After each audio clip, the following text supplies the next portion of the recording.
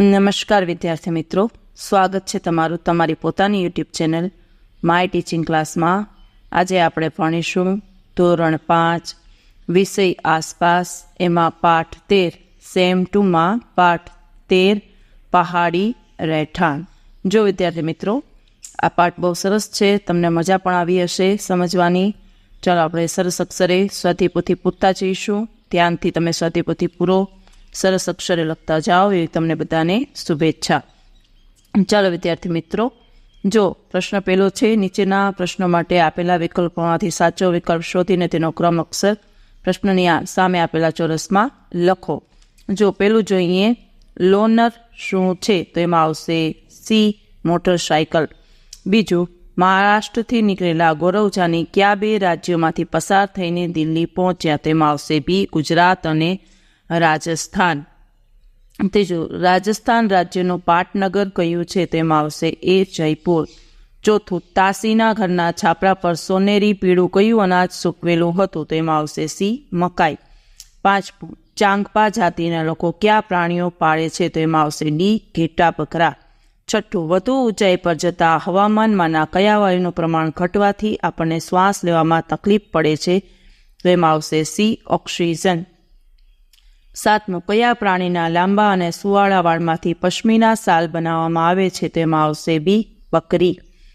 આઠમું, શ્રીનગરમાં આવતા પ્રવાસીઓ શામાં રહેવાનું વધુ પસંદ કરે છે? તેમાં આવશે સી હાઉસ બોટમાં. ચાલો વિદ્યાર્થી મિત્રો, જો તમે લખી શકો છો બધા વિકલ્પ ધ્યાનથી, ફરીથી હું તમને દેખાડી દઉં. લખી શકો છો, સરસ અક્ષરે લખો. ચાલો વિદ્યાર્થી મિત્રો, બીજો પ્રશ્ન ચાલુ કરીશું. યોગ્ય શબ્દ વડે નીચેના વિધાનોમાં ખાલી જગ્યા પૂરો. પહેલું, ગૌરવ જાનીએ પોતાની મુસાફરી મુંબઈ શહેરથી શરૂ કરી. બીજું, ચાંગપા જાતિના લોકો જે શંકુ આકારના તંબુમાં રહે છે તેને રેબો કહે છે. ત્રીજું, તાશીનું ઘર અંદરથી તબેલા જેવું લાગતું હતું. ચોથું, પહાડી પ્રદેશમાં ચાંગપા જાતિના લોકો ઘેટા બકરાને રાખવાની જગ્યાને લેખા કહે છે.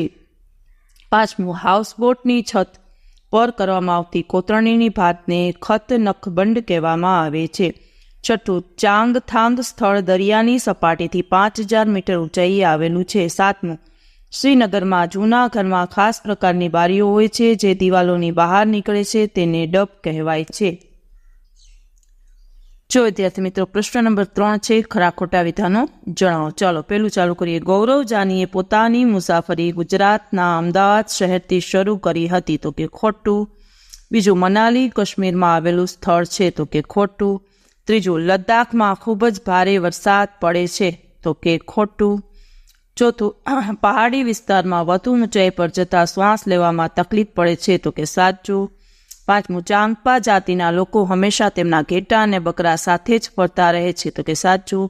છઠ્ઠું, ચાંગપા લોકો મોટે ભાગે તંબુમાં રહે છે. તો કે સાચું. સાતમું, શ્રીનગરમાં મોટાભાગના લોકો સરોવર કે નદીમાં ઘર બનાવીને રહે છે. તો કે ખોટું. ચાલો વિદ્યાર્થી મિત્રો, પ્રશ્ન નંબર 4 છે, જોડકા જોડો. એમાં જો અ વિભાગ અને બ વિભાગ આપેલા છે, સામે ઉત્તર આપણે લખીએ. પેલું છે ડોંગા, તો એના સામે આવશે ત્રીજું, પાણીમાં રહેલી બોટ જેમાં રહી શકાય છે. પછી છે રેબો, તો એમાં આવશે પાંચમું, ચાંગપાનો શંકુ આકારનો તંબુ. પછી ત્રીજું છે ડબ, તેમાં આવશે બીજું, દિવાલોની બહાર નીકળતી બારીઓ. પછી છે ચોથું લેખા, તો એમાં આવશે પેલું, ઘેટા બકરા રાખવાની જગ્યા. ચાલો વિદ્યાર્થી મિત્રો, પ્રશ્ન નંબર 5 જોઈએ. નીચેના પ્રશ્નોના 1-2 વાક્યમાં ઉત્તર લખો. તમારું ઘર બનાવવા કઈ વસ્તુનો ઉપયોગ કરવામાં આવ્યો છે? તો લખો, મારા ઘરને બનાવવા માટે સિમેન્ટ, રેતી, ઈંટો, લોખંડ અને લાકડાનો ઉપયોગ કરવામાં આવ્યો છે. બીજું, મુંબઈથી કાશ્મીર જવામાં કયા કયા રાજ્યોમાંથી પસાર થવું પડે છે? તો જવાબ લખો, મુંબઈથી કાશ્મીર જવા માટે મહારાષ્ટ્ર, ગુજરાત, રાજસ્થાન, હરિયાણા, પંજાબ, હિમાચલ પ્રદેશ જેવા રાજ્યોમાંથી પસાર થવું પડે છે. ત્રીજું, લેહ કેવો વિસ્તાર છે, તેને શું કહેવાય છે? તો લખો, લેહ ઊંચો, સૂકો, ઠંડો અને સપાટ વિસ્તાર છે જેને ઠંડુ રણ કહે છે. ચોથું, તાશીનું ઘર કેવું હતું? તો જવાબ લખો, તાશીનું ઘર 2 માળનું અને પથ્થરોનું બનેલું હતું. દિવાલોનો ગારો અને ચૂનાના જાડા સ્તરથી લીપેલી હતી. પાંચમું, ચાંગપા જાતિના લોકો ઘેટા બકરામાંથી શું મેળવે છે? તો જવાબ લખો, ચાંગપા જાતિના લોકો ઘેટા બકરામાંથી દૂધ, માંસ, તંબુ બનાવવા માટે ચામડું તેમજ અને કોટ બનાવવા ઊન મેળવે છે. છઠ્ઠું, ચાંગપા લોકો સવારી માટે અને માલ વહન માટે શાનો ઉપયોગ કરે છે? તો જવાબ લખો, ચાંગપા લોકો સવારી માટે અને માલ વહન માટે ઘોડા અને યાકનો ઉપયોગ કરે છે. સાતમું, લેખા શું છે? તો લખો, ચાંગપા લોકોને ઘેટા અને બકરા રાખવાની જગ્યાને લેખા કહે છે. લેખાની દિવાલો પથ્થરની બનેલી હોય છે. આઠમું, ગૌરવ જાનીને લેહમાં અને શ્રીનગરમાં શો અદ્ભુત અનુભવ થયો? તો લખો, ગૌરવ જાની લેહમાં અને શ્રીનગરમાં પર્વતો પર રહેવાની અને પાણી પર હાઉસબોટમાં રહેવાનો અદ્ભુત અનુભવ થયો. નવમું, મનાલી એક મેદાન પ્રદેશ છે જે પહાડી વિસ્તાર છે, તે કયા રાજ્યમાં આવેલું છે? તો જવાબ લખો, મનાલી એક પહાડી વિસ્તાર છે, તે હિમાચલ પ્રદેશ રાજ્યમાં આવેલું છે.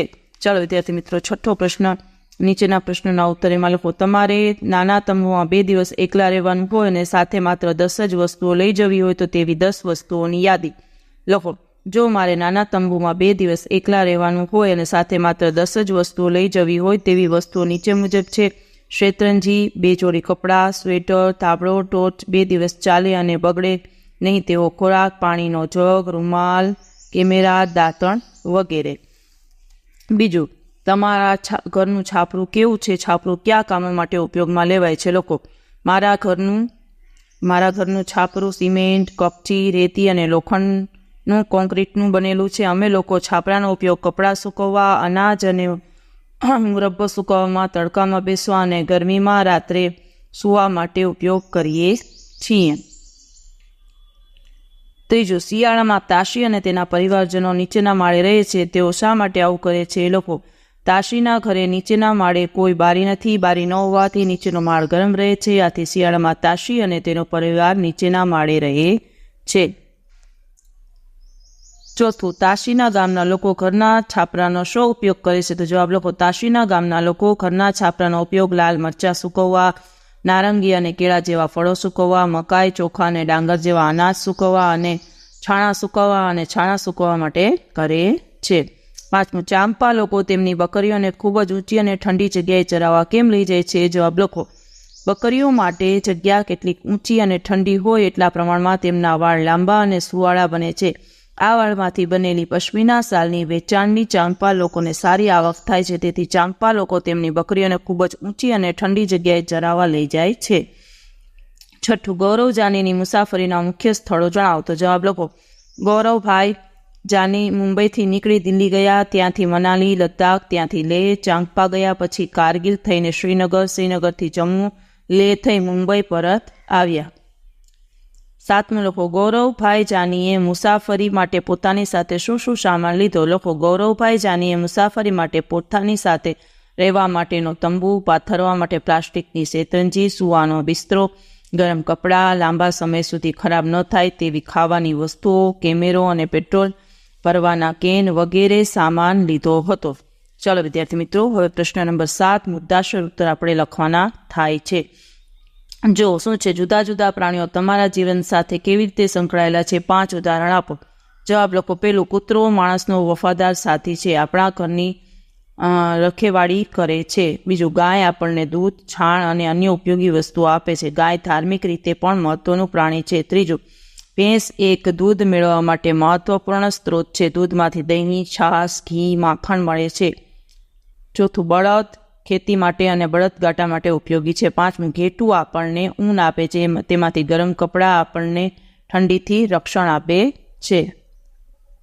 પછીનો પ્રશ્ન બીજું, ઘેટા અને બકરાને તેમની પોતાની રૂવાટીની શી જરૂર પડે છે? સમજાવો. લખો, હા, ઠંડીથી બચવા ઘેટા અને બકરા તેમની પોતાની રૂવાટીની જરૂર પડે છે. ઘેટા અને બકરાની કુદરતી રીતે જ રૂવાટી હોય છે, તેમાંથી બચવા ઠંડી સામે તેમને રક્ષણ મળે છે. ત્રીજું, તમે ચાંગપા અને બાકરવાલ લોકોની રહેણીકરણીમાં કોઈ સમાનતા અને તફાવતનું અનુમાન કરી શકો છો? બંનેની સમાનતા અને તફાવતની નોંધ કરો. જવાબ લખો, હા, હું ચાંગપા અને બાકરવાલ લોકોની રહેણીકરણીમાં સમાનતા અને તફાવતનું અનુમાન કરી શકું છું, જે નીચે મુજબ છે. પહેલું, ચાંગપા બાકરવાલ લોકોની રહેણીકરણીમાં સમાનતા, બંને એક જ પાસે બીજી જગ્યાએ ફરતા રહે છે. બંને ખૂબ ઊંચાઈ પહાડી વિસ્તારમાં રહે છે, બંને એક જ પાસે બીજી જગ્યાએ ફરતા રહે છે અને બંને ખૂબ જ પહાડી વિસ્તારમાં રહે છે. બંને જાતિના લોકો બકરીઓ, યાક, ઘેટા ઊંચાઈ પહાડી વિસ્તારમાં રહે છે. બંને જાતિના લોકો બકરીઓ, યાક, ઘેટા વગેરે પ્રાણીઓ પર નિર્ભર રહે છે. તેઓ પ્રાણીઓના દૂધ, ઊન અને ઊનની બનાવેલી ગરમસાલમાંથી આજીવિકા મેળવે છે. બીજું, ચાંગપા અને બાકરવાલ લોકોમાં તફાવત. ચાંગપા લોકો વધારે ઊંચાઈ વાળા પ્રદેશમાં રહે છે. ચાંગપા લોકો વિશેષ પ્રકારની બકરીઓ પાળે છે, જ્યારે બાકરવાલ લોકો બધા જ પ્રકારની બકરીઓ અને ઘેટા પાળે છે. ચાંગપા લોકોની બકરીઓના મુલાયમ વાળમાંથી પશ્મિના શાલ બનાવવામાં આવે છે, જ્યારે બાકરવાલ લોકો ઘેટાના ઊનમાંથી શાલ, સ્વેટર બનાવે છે. ચાલો વિદ્યાર્થી મિત્રો, તમે લખી શકો છો આખો જવાબ. પછીનો પ્રશ્ન છે, જો વિવિધ પ્રકારના રહેઠાણોના ચિત્રો આપણે ચોંટાડવાના છે અને એના નામ લખવાના છે. તમે ચલો લખી શકો છો અને જોઈ શકો છો.